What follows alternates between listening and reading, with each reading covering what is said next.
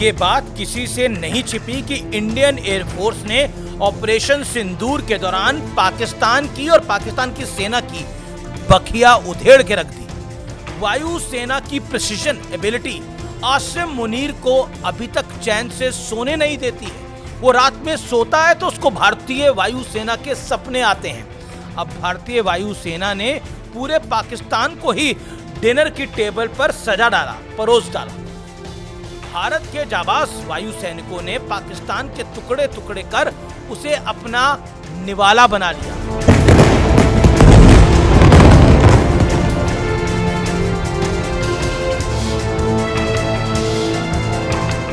नमस्कार व्यूअर्स, मैं हूं अमीश देवगन और सत्य और तथ्य में आज बात होगी बालाकोट तिरामुसू, मुजफ्फराबाद कुल्फी, फलूदा, मुद्री के मीठा पान, बहावलपुर नान, जगोकाबाद मेवा पुलाव, सरगोदा दाल मखनी, भोलारी पनीर मेथी मसाला, रफीकी रारा मटन, रावलपिंडी चिकन टिक्का मसाला। मुंह में पानी आ रहा है, लेकिन ये पाकिस्तान सजा है खाने के लिए। सस्पेंस खत्म करता हूं। ये वो मेन्यू है जिसे एयरफोर्स डे पर तैयार किया गया था। इसमें पाकिस्तान की उन लोकेशंस और टारगेट का नाम है जिन्हें हमारी एयरफोर्स ने ऑपरेशन सिंदूर के दौरान निशाना बनाया था और अब निवाला बनाया है। निवाला समझते हैं ना क्या होता है? इनमें आतंकियों के ठिकानों और पाकिस्तानी एयरबेस शामिल है। ये मेन्यू पाकिस्तानियों के जले कटे पर नमक का पूरा पहाड़ छिड़कने जैसा है।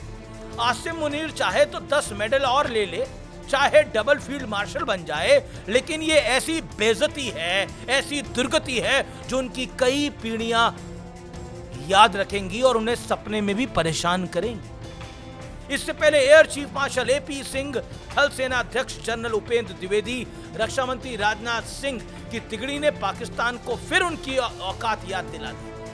कैसे? सुनिए। अगर सरक्रीक इलाके में पाकिस्तान की ओर से कोई भी हिमाकत की गई तो उसे ऐसा करारा जवाब मिलेगा कि इतिहास और भूगोल दोनों बदल जाएंगे मेरे साथियों। इस बार भारत देश पूरी तैयारी के साथ है और इस पर वो संयम नहीं रखेगा जो सिंदूर 1.0 में हमने संयम रखा। इस बार हम आगे की कार्रवाई करेंगे और कुछ ऐसी कार्रवाई करेंगे कि हो सकता है पाकिस्तान को सोचना पड़े कि उसके इतिहास में भूगोल में रहना है कि नहीं रहना। Our performance in Operation Sindoor fills us with professional pride.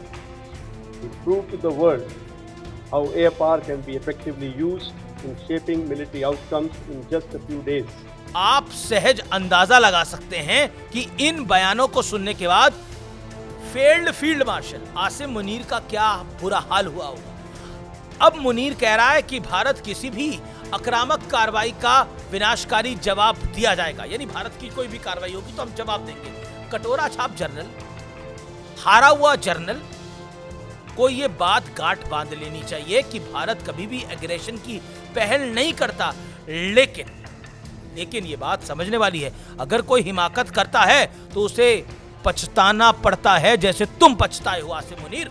Asim Munir पहले खुद की खैर मना ले, खुद के देश को सुरक्षित कर ले, क्योंकि 2025 की तीसरी तिमाही के दौरान पाकिस्तान में हिंसा के मामलों में 40% का इजाफा हुआ है, उससे भी कहीं ज्यादा। इस दौरान वहां कम से कम 900 मौतें और 599 लोग घायल हुए हैं। मुनीर की कायर फौज अपने ही लोगों पर बम बरसा रही है, क्योंकि वहां पाकिस्तान के खिलाफ लोग सड़कों पर हैं। यही हाल पीओके का भी है। पीओके की सड़कों पर तो आजादी के नारे इन दिनों आम हो गए हैं। उधर बलूचिस्तान तो घात लगाकर पाकिस्तान की फौज पर हमला करता ही रहता है। ऐसे देश का आर्मी चीफ, हारी हुई सेना का फील्ड मार्शल भारत को धमकी दे रहा है कि आप इसी बात से पाकिस्तानियों की मानसिक संतुलन का अंदाजा लगा सकते हैं। कभी अमेरिका तो कभी चीन, कभी सऊदी अरब तो कभी तुर्की। पाकिस्तानी जान से लेकर रोटी तक हर चीज के लिए इन देशों पर निर्भर है, मोहताज है इन देशों को। पाकिस्तान अपना आधा देश चीन को बेच चुका है बचे खुचे की बोली। हाल ही में मुनीर और पपेट पीएम शरीफ ने डोनाल्ड ट्रंप के दरबार में लगाए हैं ये लोग। खबर है कि अमेरिका से लौटते ही मुनीर ने अपने देश में खुदाई शुरू कर दी है और रेयर अर्थ मिनरल्स की पहली खेप वॉशिंगटन भेज भी दी।